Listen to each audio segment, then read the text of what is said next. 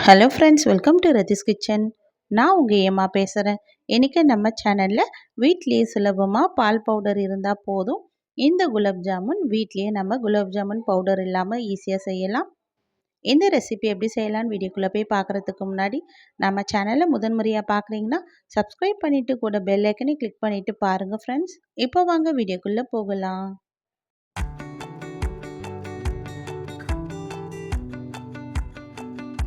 Friends, இந்த குலாப் ஜாமுன் செய்கிறதுக்காக இப்போ நம்ம 1/4 கப் அளவுக்கு மைதா எடுத்துக்கலாம். இது கூடவே 1/2 கப் அளவுக்கு பால் பவுடர் சேர்த்துக்கலாம். இது கூட 2 ஸ்பூன் அளவுக்கு ரவை சேர்த்துக்கலாம். இப்போ இது கூட 1/4 ஸ்பூன் அளவுக்கு பேக்கிங் சோடா சேர்த்துக்கலாம். சேர்த்துட்டு இப்போ இதை நல்லா கலந்து கொடுத்துடலாம். இது போல் நல்லா ஸ்பூன்லேயே கலந்து விட்டுட்டு இப்போ நம்ம இதில் ஒரு 2 ஸ்பூன் அளவுக்கு நெய் சேர்த்துக்க போகிறோம்.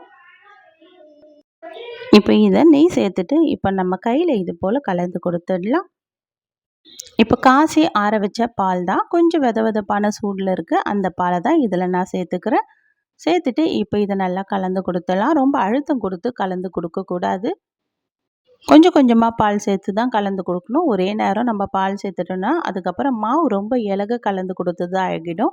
இப்போ கொஞ்சம் கொஞ்சமாக நம்ம பால் சேர்த்து நம்ம குலாப் ஜாமுனுக்குலாம் மாவு நம்ம பிணைவோம்ல, அந்த பதத்தில் நம்ம பிணைஞ்சா போதும். மாவு இது போல் நம்ம பிரித்து பார்க்கும்போது மாவு பார்த்திங்கன்னா உள்ளே எப்படி நல்லா உதிரி உதிரியாக இருக்கிறது போல் தெரியுதுல்ல. இது போல் நம்ம சொல சொலையாக இருக்கணும் மாவு.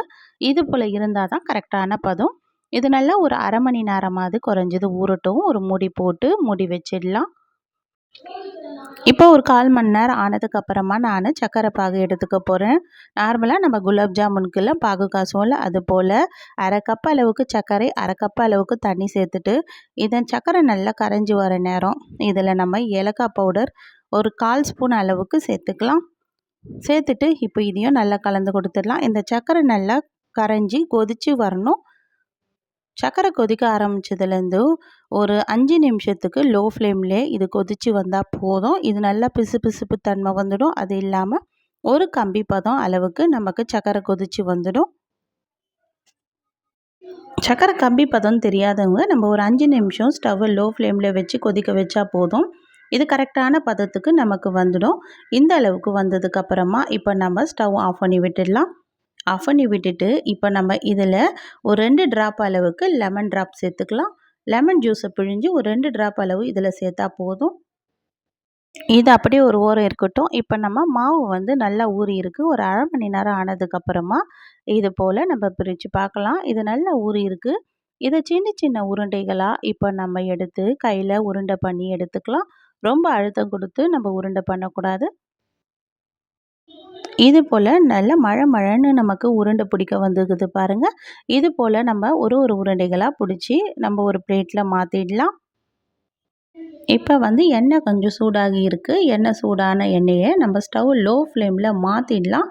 மாற்றிட்டு இப்போ நம்ம ஒரு ஒரு உருண்டைகளாக இது போல் எண்ணெயில் சேர்த்துக்கலாம். ஸ்டவ் லோ ஃப்ளேமில் வச்சுட்டு இது போல் கலர் நல்லா பொன்னிறமாக மாறி வரணும். அந்த அளவுக்கு வர வரைக்கும் இதை நம்ம பொரிச்சு எடுத்துடலாம். நார்மலாக குலாப் ஜாமுனுக்கு கொஞ்சம் நல்லா ஸ்டவ் லோ ஃப்ளேமில் வச்சுட்டு பொன்னிறமாக நம்ம பொரிச்சு எடுப்போம்ல, அது போல் பதம் வந்ததுக்கப்புறமா இதை எடுத்து நம்ம அப்படியே ஒரு பிளேட்டில் மாற்றிடலாம்.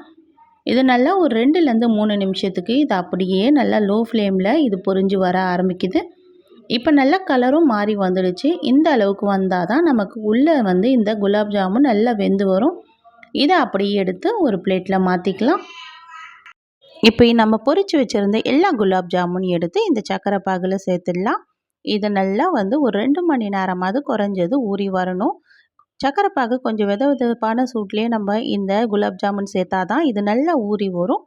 இது 2 மணி நேரத்துக்கு அப்புறம் இதை நம்ம எடுத்து பார்க்கலாம். எந்த அளவுக்கு சாஃப்டாக நமக்கு குலாப் ஜாமுன் ரெடி ஆகிடுச்சு பாருங்கள் ஃப்ரெண்ட்ஸ். கண்டிப்பாக நீங்களும் வீட்டில் ட்ரை பண்ணி பாருங்கள். தேங்க்யூ.